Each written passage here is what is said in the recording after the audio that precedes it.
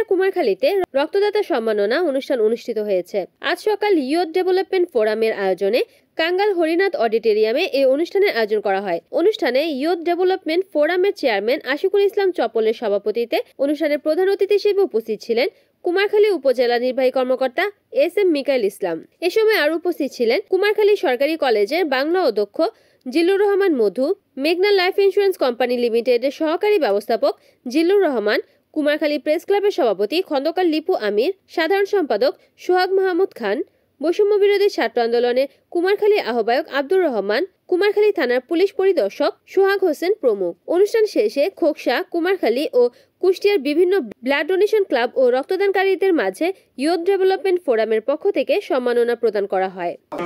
একটি সামাজিক সংগঠন আমরা চাই তৈরি করার জন্য, যার বাস্তব প্রমাণ জনাব Ashikul Islam. Blood flow but blood flood না। যারা জমি কেনা বেচা করেন, আজকের এই অনুষ্ঠানে আমাকে উপরে থাকার কারণে এবং আমার সামনে সম্মানিত উপস্থিতি, যদিও রক্তযোদ্ধাদের নিয়ে অনেক প্রোগ্রামই হয়েছে, তবে ভালো লাগা খারাপ লাগার কথা বলেছেন। বিশেষ মাইল ফলক একটা অনুষ্ঠান আমরা দেখতে পেয়েছি। এক সময় রিপোর্ট করেছেন কুষ্টিয়া প্রতিনিধি নাজমুল হাসান, NN TV।